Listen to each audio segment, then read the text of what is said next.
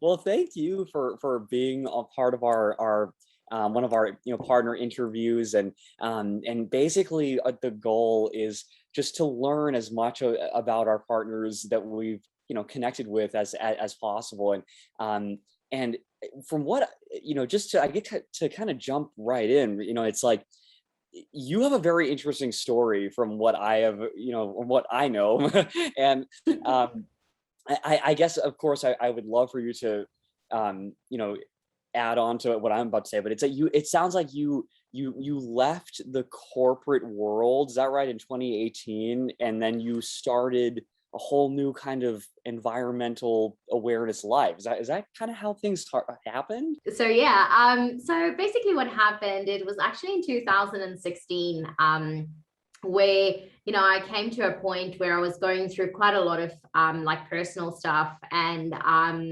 I had this list where I said, before I turn 30, I want to accomplish all of these things. And one of those things was actually to summit Kilimanjaro. And I had no idea, like, how I'm going to do it. And I got someone, one of my sister's friends was actually doing these hiking trips that she organized. And I had a few people that wanted to do it with me, but I decided, you know what, I'm going to do it. I'm enrolling. And then all of the other people like flaked out when, the deposits had to be paid. And so I still went and I did it. And it was just really life-changing, this whole experience where you're standing on top of basically Africa and just like seeing all of this nature. And there was just something in me that decided, you know what, there has to be something more that I can do to just, protect the environment. And I've always been kind of into artwork. And at that point, I have started like dabbing a little bit more into, some art pieces with recycled materials, but I was still working as a full-time like interior designer, designing showrooms all over the world. So that was kind of my life before. And so as I was standing on this mountain, I was just like, there has to be more than that. And then I visited one of my friend's art studios afterwards in South Africa. And he just said, at some point you have to love what you do and do what you love. And that's when it kind of hit me. And I think it was probably about a few hours after I left his studio, I typed up the resignation letter and I was like, that's it. So that's kind of how that happened. And yeah, then just wanted to kind of pursue my passion and, to see what I can also do more out there as well.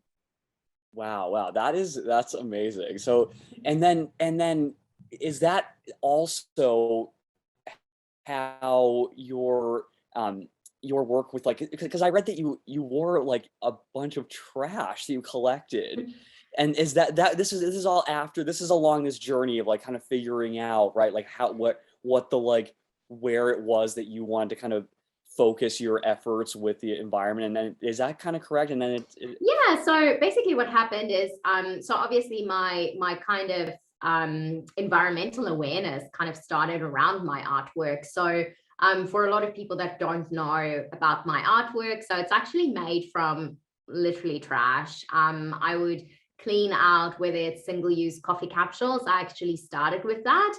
And I created lamps, and I also incorporated that into my actual art pieces itself.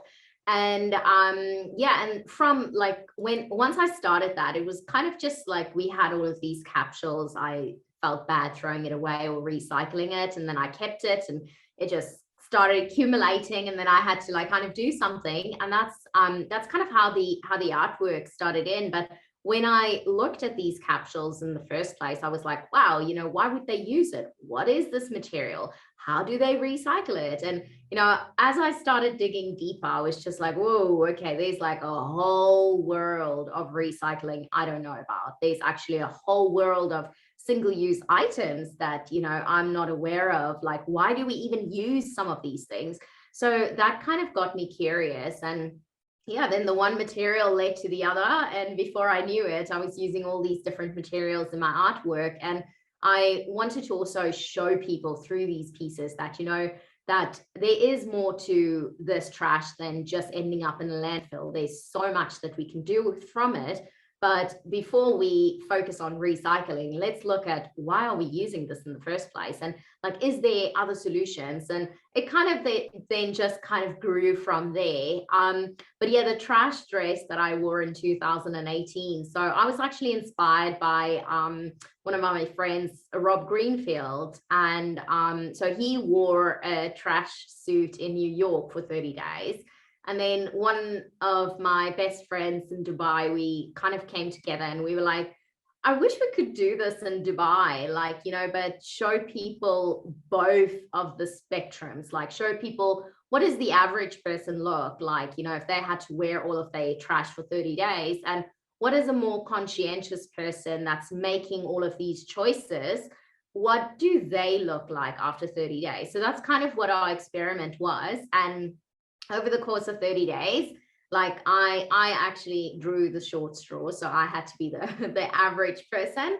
And my waist was about 65 kilos. Well, I don't know what that is again in pounds times 2 point something. And Marita, my friend that did it, she had about 5 kilograms or just less than 5 kilograms. So you can just see there's a massive difference just by making a few better choices kind of, and have some reusables. And yeah, so I mean that just kind of grew further, and a lot of people had so many questions, like by walking in the streets and people are like, oh, I use that, like this would be in my trash can as well. And then people wanted to know, like, how do I avoid that? Or how do I recycle that? Or where do I recycle it? And it just led to so many new questions. And that kind of led to the start of the podcast, to be able to also provide people with as much information as possible. That's incredible. I mean, honestly, I downloaded in doing some of the research about your work. I downloaded your ebook, which I also definitely would love for you to talk a little bit about in a minute too. And just looking through that myself, I was like, there's things on there that even, I mean, I try to be I live in the U.S. Virgin Islands now, so we're on an island, and it's like we have to be really conscientious of water and trash, and even certain things that I wasn't aware of, like single-use coffee cups, like that doesn't just go away. It gets, and that, I mean, it's a really great place for people to start. So actually, that is one of my questions I was going to ask you, kind of in combination with your podcast and things like your ebook. Could you just talk a little bit about what you and your organization are doing to fight the climate crisis? I know you've touched upon it a little bit, but just so I can get that as like a clip for our interview would be awesome. Yeah. So, I mean, I'm just trying my best to create more awareness and to do it in a way that doesn't, blame and shame people, because I think there's so much of that already going on.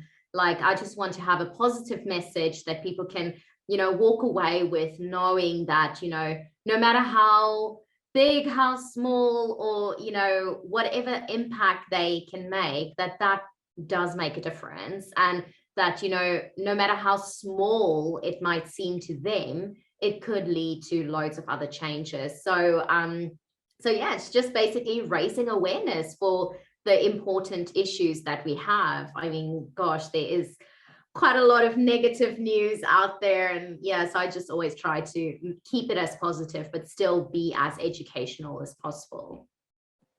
That's a very good point with like the negative news. I mean, that's another aspect I was going to ask you about. What are your thoughts on the the negative things we hear, but also like the positive news as well? Could you talk a little bit about things you've heard about that and how it might, what your thoughts for your audience, what are your the crazy birds? Is that your audience? Yeah.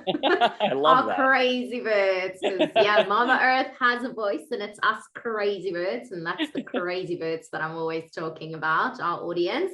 Yeah, I mean, gosh, there's so much negative news going on. And like especially where I am now in Australia, we have so many like wildfires. We've got so many like natural, stuff that's happening. And once you get really close to some of those stuff and you see how many people's houses are being destroyed and what it's doing to wildlife and all of those things, it becomes so personal. And to know that we're going to be seeing more and more of that more often, so it's really a scary thing. And I think a lot of people can focus a lot on the negativity and that they can't do everything, so why do anything kind of attitude. So yeah, I mean, gosh, it's just something that's terrible for me. But I mean, we are hearing positive news as well, on the other hand as well. So I try to focus a little bit more on that. We have so many new places that's actually banning plastic, that's trying to, move away from certain stuff. I mean, you've got Expo 2020, which is now Expo 2021, it's being held, but it's still called Expo 2020. And that's going to be the most sustainable expo that has ever been. So that's exciting to know that that's opening, in a few weeks, I think next month somewhere.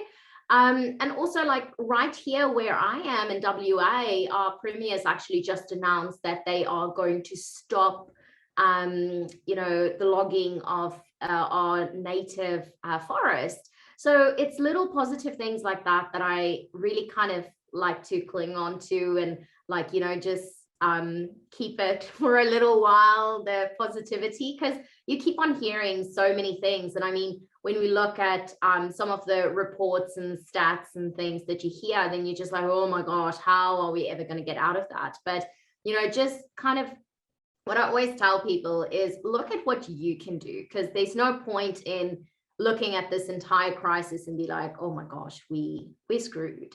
But, look at what you can do at your house. What can you do at your office? What can you do at school?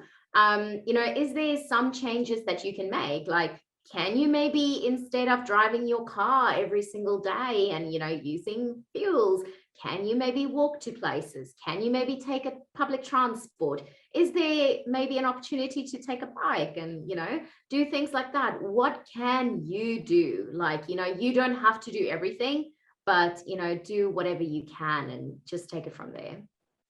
Yeah, that is so, I agree with that 100%. I think that, what I really liked in the description about zero waste, Mariska, it was, one of the sentences, it says, we are the first generation to feel the effects of climate change and the last generation that can do something about it. If we don't act now, it will be too late. So, what would you say to people who already say it's too late? Like, what would you kind of say to them? Well, that's kind of a funny thing, and I'm bringing it back to these fires as well, because literally we can say that our house is on fire because the planet is getting hotter, and there is a whole bunch of effects that has on our planet and on us and on so many species. So I would just say, if someone's house is on fire, like literally if your house is on fire, would you stay in your house sitting on the sofa watching telly, or are you going to try and get the hell out of there or do something? Are you maybe going to grab a few things that's precious to you and make your way out? Are you actually going to call the fire department? Are you going to get someone to help to put it out? Or are you just sitting there on the sofa pretending your house is not on fire? Maybe that will put it out. So that's kind of how I look at that. And, whether you want to believe that climate change is real or not, we are seeing the effects, and, there's so much happening. So yeah, just like have a look around you. And that's kind of, what I can say to that. I think that's a great way to describe that. I before I moved down here to the island, I lived in Los Angeles, and we had the same issues with fires, and you're right. It's like, yeah, you don't just sit there when it happens. Like, you got to have a plan also, right? And, before and during. So I like that description of how, what you would say to someone who says, well, it's too late. But that's something that I think that I will I might even use that description and give you credit for it, of course, when I talk about Yeah, well, it. you might lose a room of your house. I mean, you Right. lose a portion, but maybe if you act in time, you could still save something, Absolutely. and Yeah, you could then do something rebuild. positive.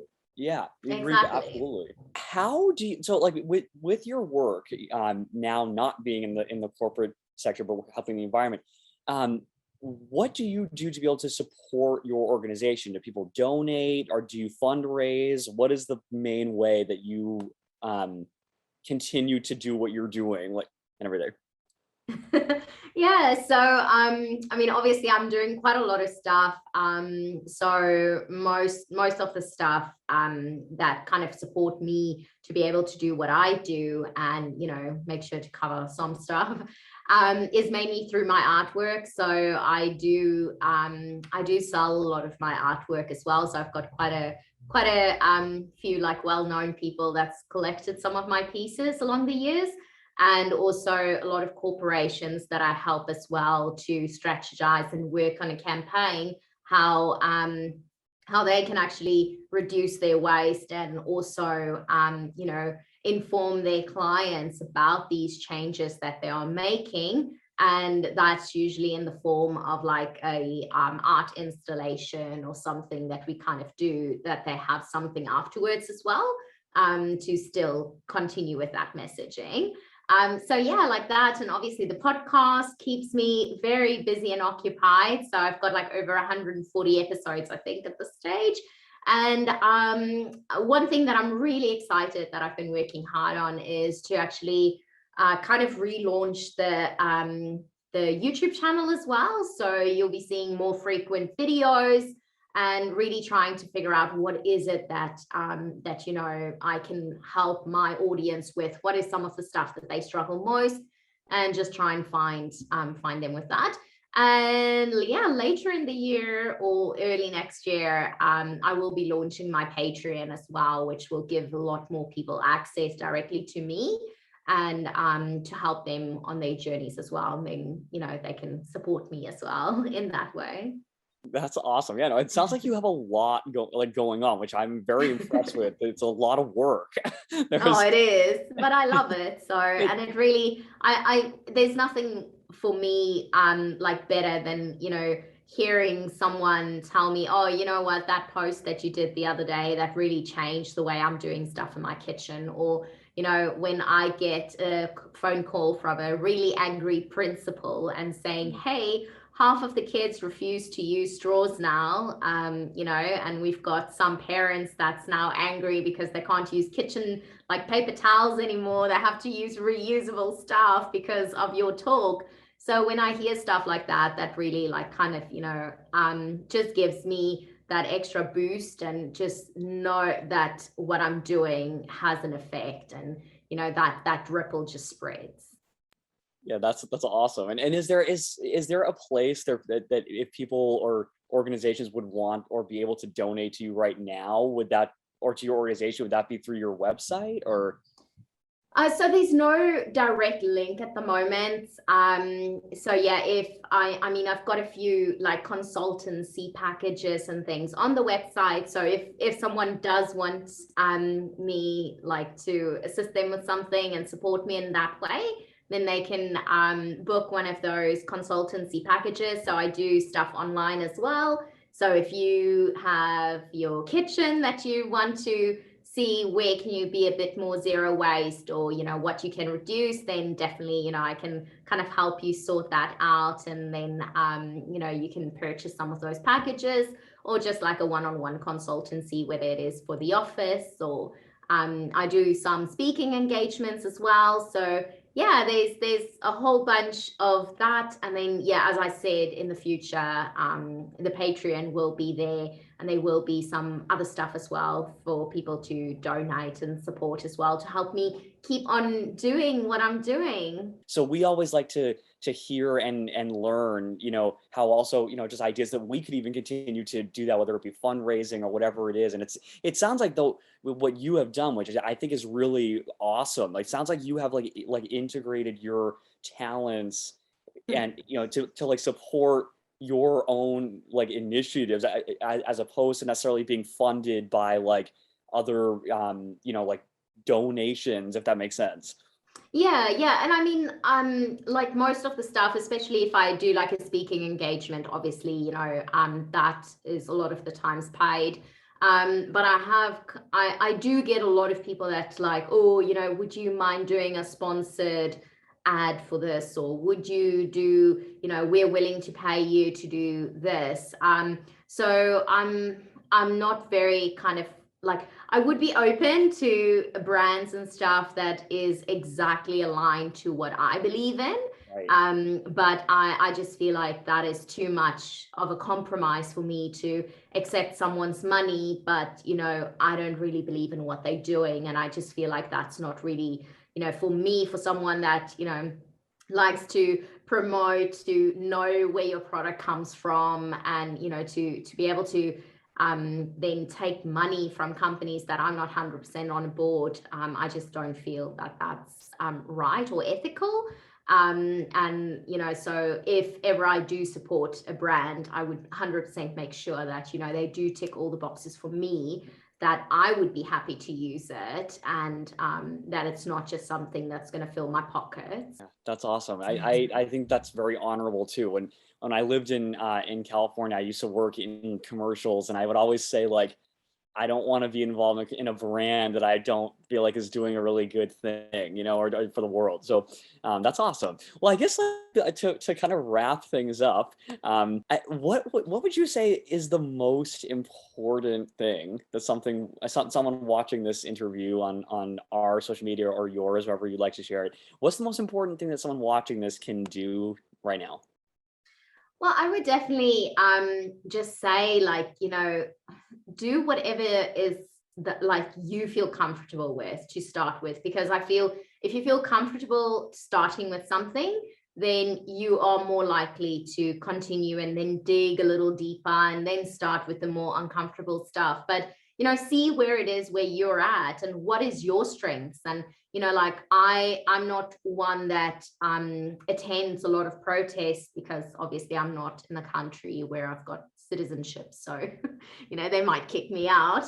But so things like that. See what is it that you would really like to do, and get involved. Like, if you're not happy with something in your council or in your state, write to your politicians, make your voice heard. And also use your money that you spend every single day, and make sure that you are spending that and supporting companies that is supporting the cause and that is fighting for a better future. If you're going to keep on paying money for like single-use items that you kind of don't like, but you're still paying the money every single day, then that's not kind of living and kind of voting with your money. So I would say do that. You don't have to do anything but check how you spend your money, and make sure you try to support, whether it's your local farmers instead of mainstream supermarkets, whether it is actually buying a package-free carrot versus a packaged carrot at the supermarket. It's sometimes as easy as that. That's awesome. And people can find this information, your podcast, and your free download on, is it mamaearthtalk.com? Is that correct? Yeah, so well, you can go, most of the stuff is either on mamaearthtalk.com, so that is the podcast, and then also the other website, which is zerowastemariska.com. And there's loads of stuff on there. I do try to share some recipes as well that's easy for people to use. And like you've mentioned, the free ebook, which people can go on my Instagram, Zero Waste Mariska, and they can just go to the link in bio, and you'll see the free beginner's guide to waste-free living. And yeah, just have a look there. There's some tips, some cool facts as well that I was like blown away of some of them.